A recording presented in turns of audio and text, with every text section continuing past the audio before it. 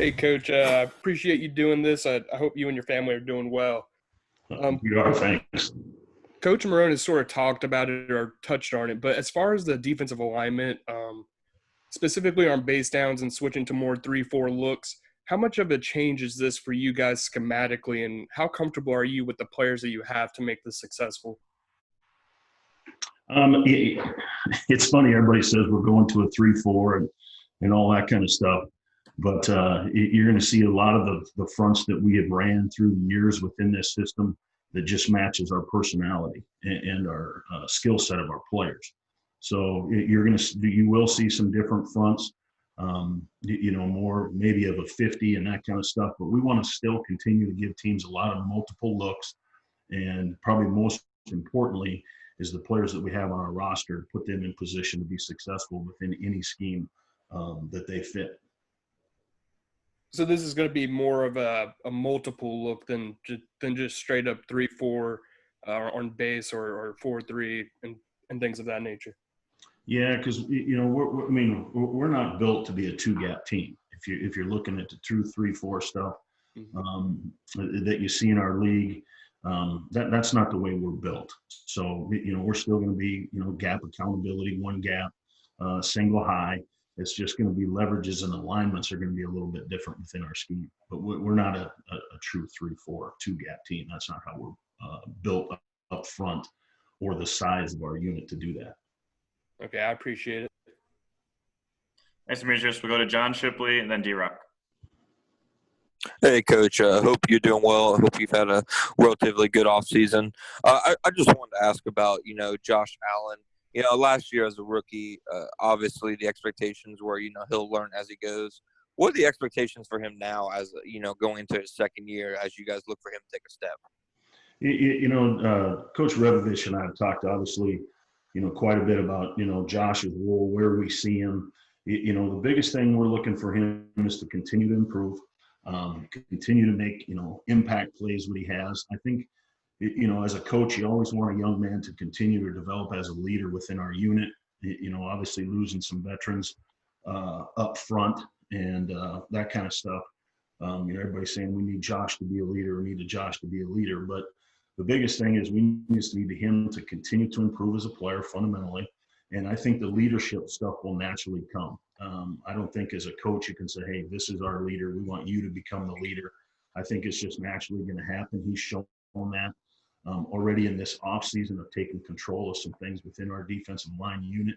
But the biggest thing we're looking for is just improvement and within fundamentally and continue to be a playmaker like he was last year. All right, good deal. Thanks, Coach. You betcha. Thanks, Shipley. We'll go to D-Rock and then Shadrach.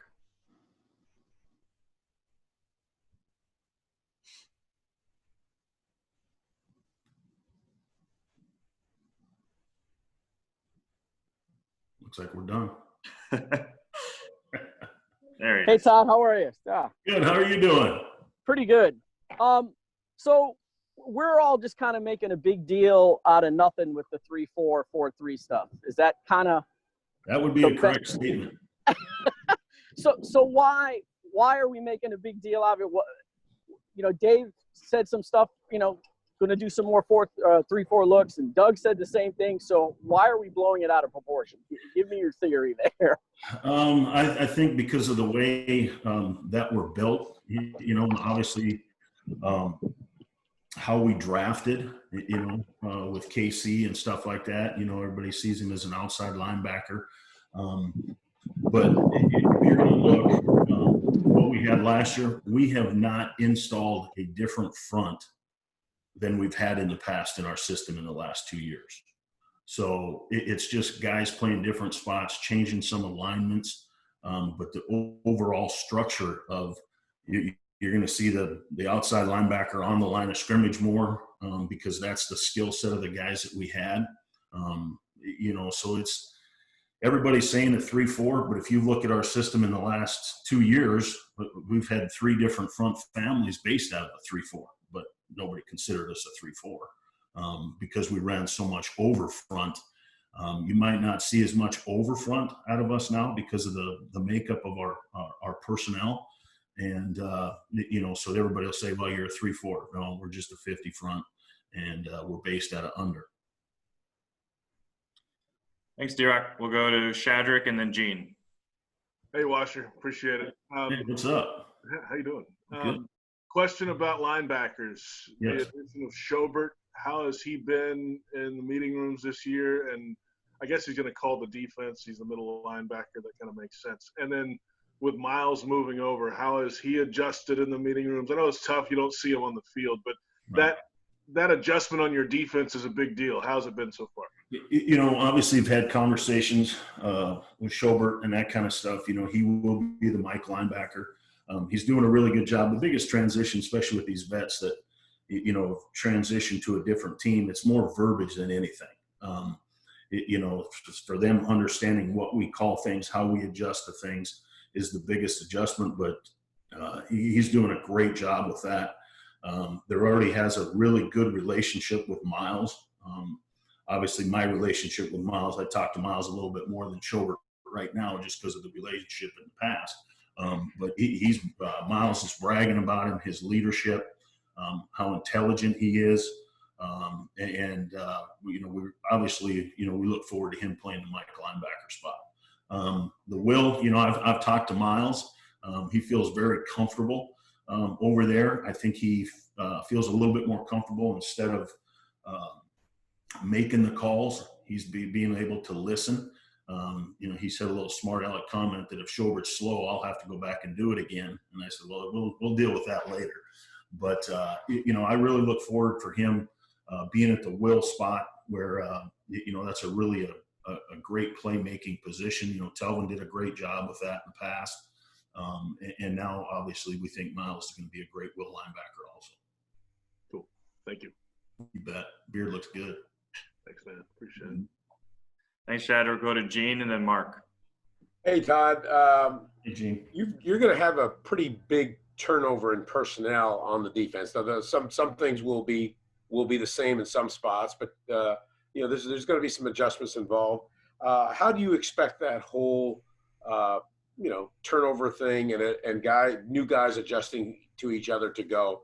And remember, you said to yourself last year that Miles Jack was a middle linebacker. Now he's going to the weak side. Just talk about just the whole adjusting to all of that. Well, it's going to be for the most part, like you said, there's about 3 or 4 guys that are still the same, but it's a totally new roster on the defensive side, and I know that was a plan from Doug and Dave in this offseason for us to get young and get real athletic, and I think we've done that. But being young, we're obviously we're not going to force feed stuff as much as you can with a veteran unit. I think it's more important that they have the ability to go out and execute. It's really maybe not so much how much we do, it's how well we play it. And I think that's the biggest thing as a coaching staff we have to keep a pulse on. It's not what we know, it's what our players know. So our install, we have had an extremely slow install in this off season that we've just finished up with. And the same thing will happen once we get into training camp. It'll be a slower install, and we want to make sure we're executing long before we're trying to do too much and we can't play up to the athletic ability of our team. Thanks. Thanks, Gene. We'll go to Mark Long and then Cassidy. Hey, Todd. How are you? How you doing? Doing well, thanks. Playing Good. some golf. Hey, listen, I think you were a big fan of the walk-through wall at the Combine, and I guess you guys just installed it. I was just curious, have you gotten a chance to get in there and really work with that thing, and do you feel like it's going to have some advantages for you guys when you do get to come back as far as being able to catch up a little bit? Yeah, there were some coaches in the office. We were in the office this week, was able to see the true look of the wall. It was a little bit different, obviously a lot bigger here than it was at the Combine, but I'm very impressed with it. I think it's going to be able to get our younger guys to be able to get them to line up, know where to lock into without physically beating them up. And I think that's going to be very important. So we're very excited about it. I think it's going to be a great learning tool above the neck. and there's also going to be some moving parts to it. So I think it's going to be a great addition, not only for, offensively, for us defensively. It'll be a great addition. I look forward to using it. Thanks, Todd. You bet. Thanks, Mark. We'll wrap up with Cassidy. Hi, Coach. Nice to virtually meet you. Yes. Obviously, defense was a huge focus in this draft, and especially with 2 first-rounders with Hendo and Chase Young. Which of those guys do you foresee or maybe expect to be able to plug in first game? Well, I think, we want both of them, to be plugged in the first game and playing a majority of the reps. Obviously, this unique offseason that we had, we know that they have the physical skills to play at this level. Obviously, both of them being drafted in the first round, but we anticipate both of them to be solid impact players for us, week 1. But once again, we're going to figure a lot more of that once we get on the grass in training camp. But both of them physically have the abilities to be impact players early in their career. Could CJ even be a starter? Obviously we'll see where that is as we go along. Once we get through training camp, I don't think there's only about 3 or 4 guys on our defense right now that are penciled in starters because we're so young and new. So we'll see how that all obviously takes care of itself during training camp.